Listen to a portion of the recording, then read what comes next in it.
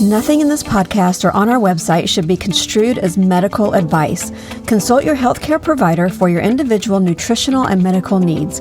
The information presented is based on our research and is strictly that of the author and not necessarily those of any professional group or other individual. Hi, I'm Sue Becker from Bread Beckers. Welcome to Sue's Healthy Minutes. I'm so excited you've joined me today, and I hope this episode encourages you and allows you to find the answers you have been praying for the health of you and your family. I want to share with you today a very recent personal testimony of the goodness of God. It is more of a spiritual testimony than a physical one. Whenever I speak and teach on the history of commercially milled flour and the significant loss of nutrients and fiber by the removal of the bran and germ, and how this loss directly or indirectly results in most of the common diseases and health issues that many are facing today, I often get asked this question. Will this bread help with, followed by whatever their major health concern is? I can often answer quite confidently, yes, it should, and I share one of the many testimonies of how real bread has helped others with the same issue. But sometimes I have to truthfully say, I do not know. I usually then follow that I don't know with, but what have you got to lose? Whole grains and real bread are the most nutrient-dense food God has given us. And while it may not correct or reverse this concern, you will certainly be as healthy as you can be and perhaps avoid or correct other issues in the process. Now, I never want to imply that bread made from freshly milled flour is a cure-all and that you will never be sick or struggle if you simply start making real bread. For I have learned quite literally that man does not live by bread alone. While I have seen firsthand health issues resolved and people's hope restored by simply incorporating real bread made from freshly milled flour into their everyday diets, I have also seen struggles continue despite the best of dietary habits, even on a very personal level. For the past few years, God has been speaking to me about hope, to keep on hoping even when things don't look so hopeful. Just a few weeks ago, our pastor spoke a powerful word of encouragement about having hope in these troubled times and how our hope might just be what others need to see. He expounded on the verse in 1 Peter 3:15, always be prepared to give an answer to everyone who asks you to give the reason for the hope that is in you. But today I want to speak to you about what to do when we lose hope, when we don't see the answers to the prayers we have prayed, when we don't see the healing, when we get a diagnosis despite our healthy eating. It's important to realize that though we are physical beings with specific nutritional needs, we are spiritual beings as well, created in God's image. And just as there are physical influences for our health and well-being, there are spiritual components as well. And God revealed this to me firsthand many years ago with a cancer diagnosis. In the midst of my battle, God showed me supernaturally that this was indeed a spiritual battle, and the root was bitterness and unforgiveness that I had harbored for years. But God also spoke to me after much prayer and repentance through this battle that it was finished. And although I've been healed and fully recovered, I still struggle today with residual side effects from the radiation treatments. The scarring from radiation and intestinal adhesions from multiple abdominal surgeries caused me to have frequent small bowel obstructions. These obstructions have nothing to do with constipation, but they are caused by narrow places in my small intestines from radiation damage where food literally gets stuck. When these obstructions happen, the pain is quite excruciating and debilitating as the small intestines contracts excessively to try to get the blockage to release and move on. The repetitive contractions and cramping usually culminate in nausea and vomiting before the blockage releases and passes. These episodes, as I have come to call them, can last anywhere from 4 to 5 hours to 12 to 18 hours. I have learned over the years to avoid certain foods which seem to aggravate the issue, but sometimes the episodes catch me completely off guard. Such was the case just a few weeks ago. I finally had a sourdough class on the calendar.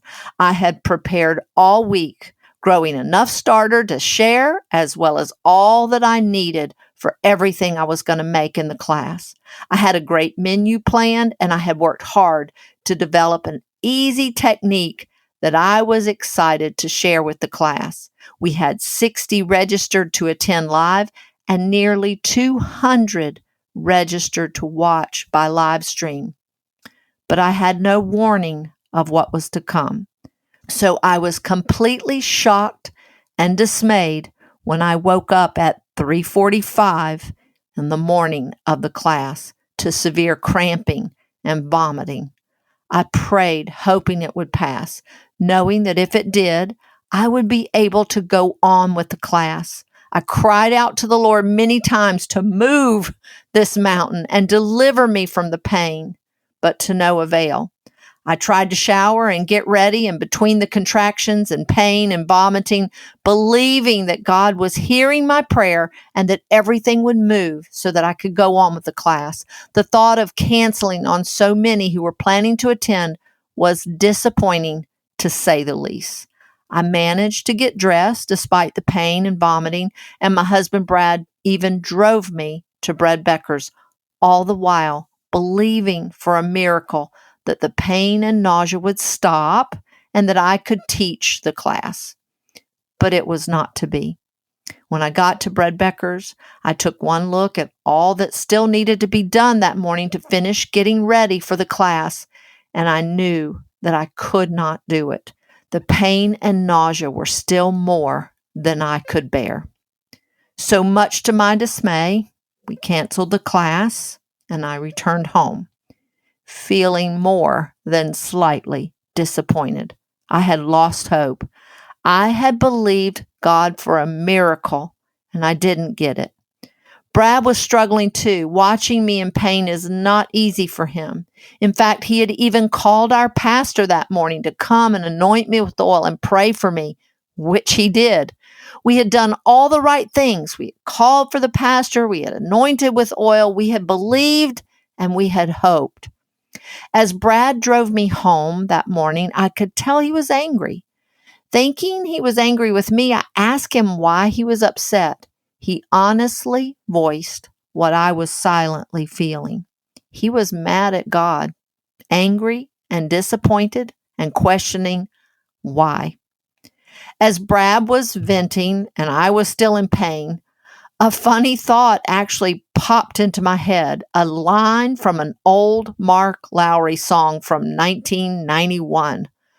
Mark Lowry tells a humorous story of how he had done a concert at a small church thinking they were going to pay him, or at least take up a love offering for him. But as he was starting to leave, they shook his hand and simply told him, "Thank you for coming," nothing else. As Mark complained to God about the unfairness of it all and questioned how he was even going to buy gas or food, he says God spoke to him and said, "It sure beats hell.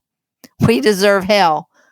But God gives us life, and though this life seems unfair and difficult at times, it sure beats hell."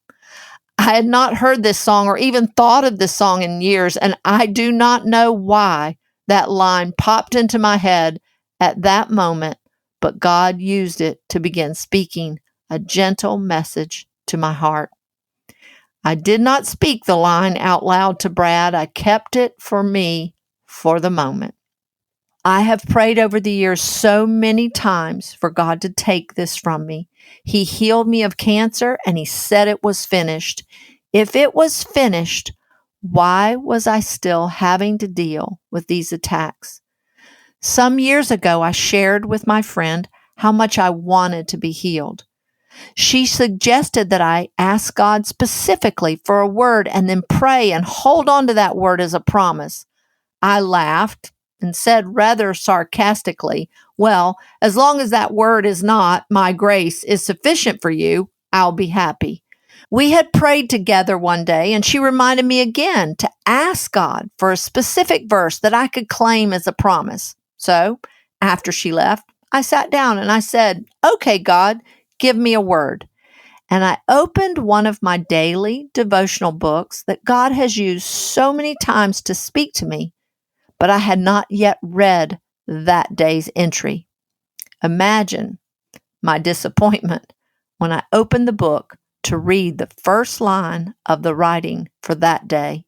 My grace is sufficient for you.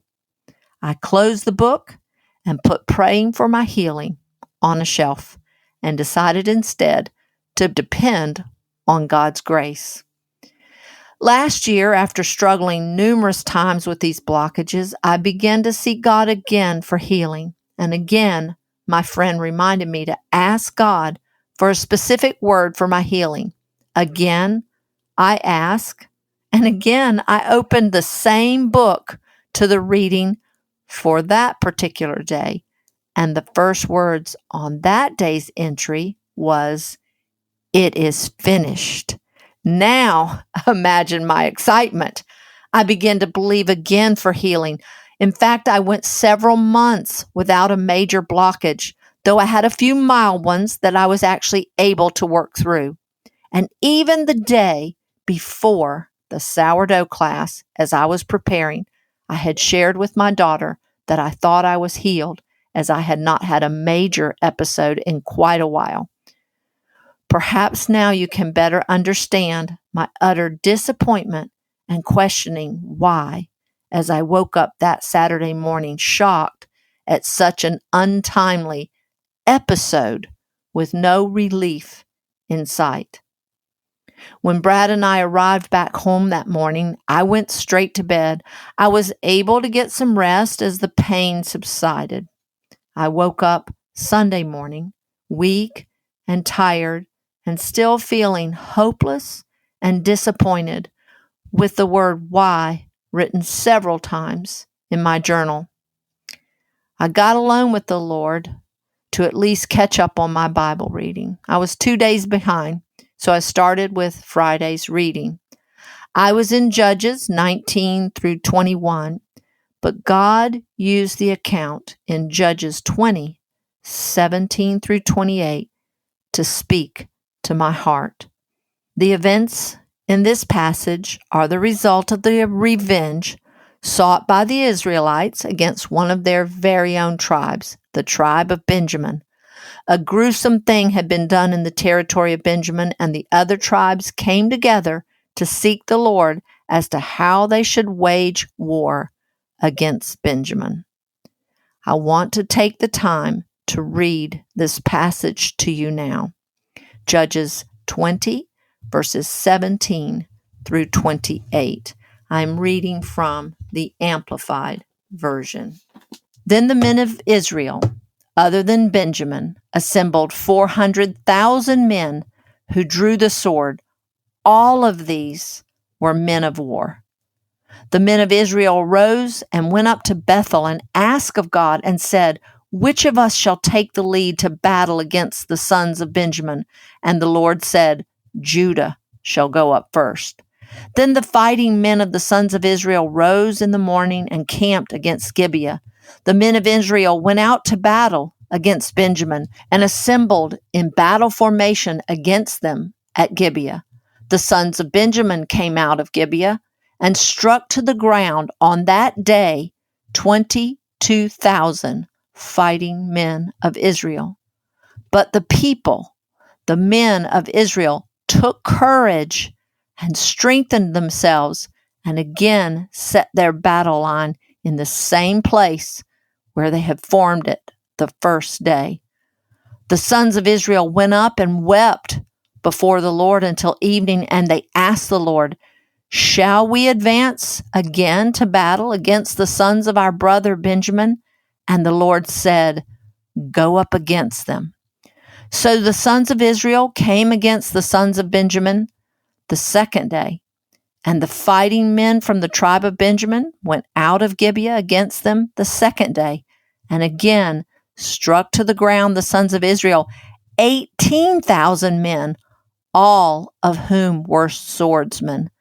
Then all the sons of Israel and all the people went up and came to Bethel, and they wept. And they sat there before the Lord and fasted that day until evening and offered burnt offerings and peace offerings before the Lord. And the sons of Israel inquired of the Lord in those days. And Phinehas, the son of Eleazar, the son of Aaron, ministered before them that day, saying, "Shall I yet again go out to battle against the sons of my brother Benjamin, or shall I quit?" And the Lord said, "Go up, for tomorrow I will hand them over to you."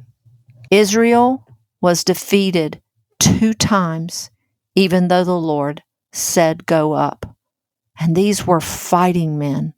But the third time they asked, "Shall we go up again, or shall we quit?" And the Lord said, "Go up, and I will hand them over to you." Upon reading this, my thoughts turned to the familiar story of Naaman in 2 Kings chapter 5. Naaman was the commander of the Syrian army who sought the prophet Elijah for healing of his leprosy. He was told by Elisha to wash in the Jordan 7 times, and he would be healed. Naaman was furious that the prophet didn't come out to meet him and bring healing by simply waving his hand over him. He wanted an instant, miraculous healing.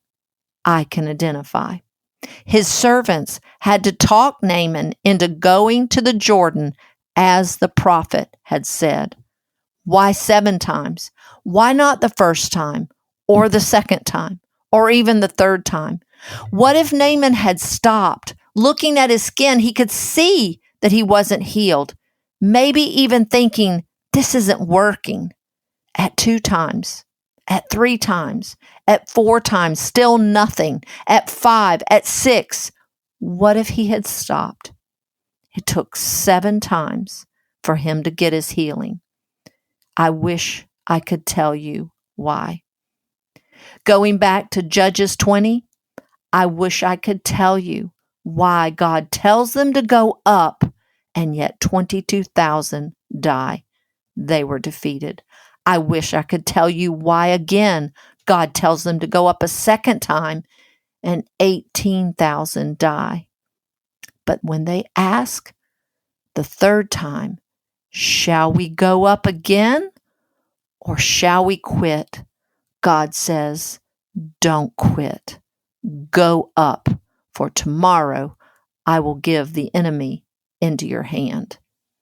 Years ago, I was a Smith Wigglesworth fan. Smith Wigglesworth was a powerful evangelist in the late 1800s and the early 1900s. He took God literally at his word, and he saw many miraculous healings and answers to prayer. He prayed and limbs were restored right before his eyes. I read everything about him and by him. I wanted his faith to move mountains and to see miracles.